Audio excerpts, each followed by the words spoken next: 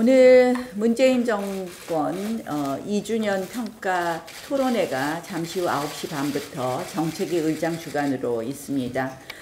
문재인 정부 출범 2주년을 맞이하면서 경제정책에 대해서 자세하게 좀 비판하겠습니다. 내일 모레 5월 10일이면 문재인 정부 출범 2주년을 맞이합니다. 지난 2년간 대한민국을 이렇게 진단할 수 있습니다. 경제는 무너지고 민생은 파탄났으며 안보가 흔들리고 외교의 수준이 바닥으로 떨어졌다. 정치는 멈췄고 국론이 분열돼 사회 혼란이 가중되었습니다. 문재인 정권 국정 2년 중간 성적표는 낙제점입니다. 특히 국민의 먹고 사는 문제가 달린 경제의 경우 단순 몇 년간의 침체와 위기의 문제를 넘어서 한국 경제의 체질 자체를 약체로 만들어버리고 말았습니다. 문재인 경제 정책은 크게 세 가지 축으로 이루어져 있습니다. 한 가지 축은 소득주도 성장, 두 번째 축은 반기업, 세 번째는 포퓰리즘입니다. 저는 이것들을 3대 악의 축이라고 지정하겠습니다. 한국 경제를 몰락과 쇠퇴로 이끈 3대의 악의 축입니다. 소득주도 성장은 한마디로 잘못된 전제 위에 쌓여 올려진 이론적 오류와 억지로 점철된 경제정책입니다. 임금은 시장이 결정하는 가치입니다. 정부가 가격을 인위적으로 통제해 성공한 사례는 역사적으로 극히 드물며 부작용은 참담했습니다. 소득은 성장의 결과물입니다. 성장은 기술혁신과 같은 생산성 향상의 결과입니다. 생산성을 높이지 않은 채 정부가 소득을 조작해 경제 성장을 가능케 한다는 발상은 경제학 개론에서조차도 반박될 오류이자 허구입니다.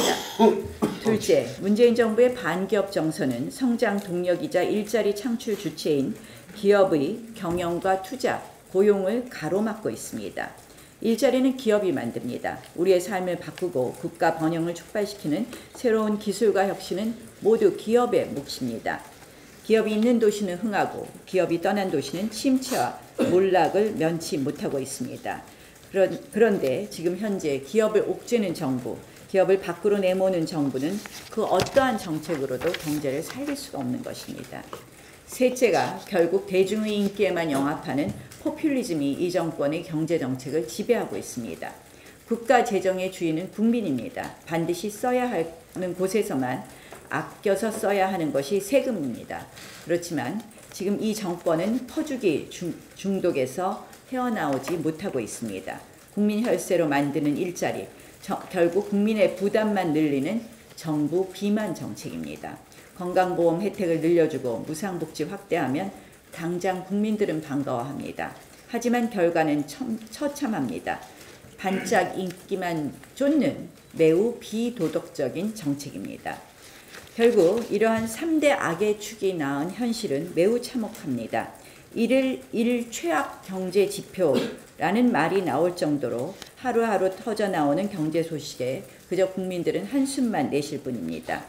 첫 번째로 국가 경제 전반적으로 우리나라가 마이너스로 치닫고 있습니다. GDP 성장률 잘 아실 겁니다. 금융위기 이후 최저를 기록했습니다.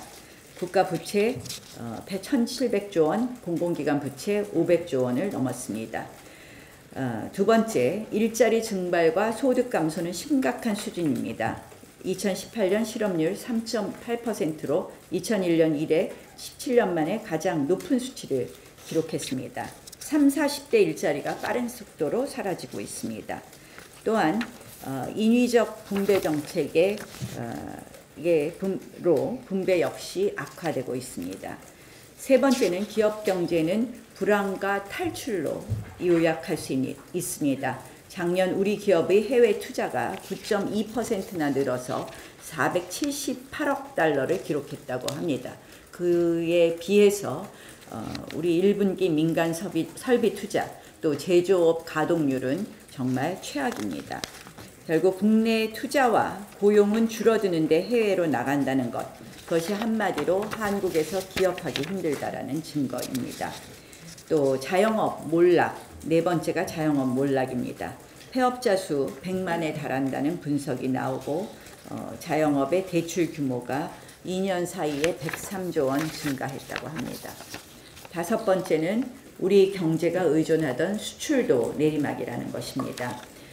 환율마저 심상치 않습니다. 결국 지금까지 말씀드린 이런 지표와 수치 외에도 이 3대 악의 축으로 인한 이 경제의 절망적인 얼굴은 곳곳에서 쉽게 찾을 수 있습니다. 소득주도 성장, 반기업, 퍼퓰리즘 때문에 우리 경제가 중병을 앓게 되었습니다. 동북아의 그리스, 동북아의 베네수엘라가 되는 것이 시간 문제가 아닌가, 이런 걱정이 매우 깊어집니다. 저는 문재인 정권의 경제정책을 헌정농단, 위헌 경제정책이라고 표현한 적이 있습니다. 우리 헌법은 자유시장 경제를 지향하고 있습니다. 그 가치에만 충실한다면 기본적인 성장은 가능합니다. 제발 문재인 정부의 경제정책이 헌법의 기본으로 돌아오기를 바랍니다.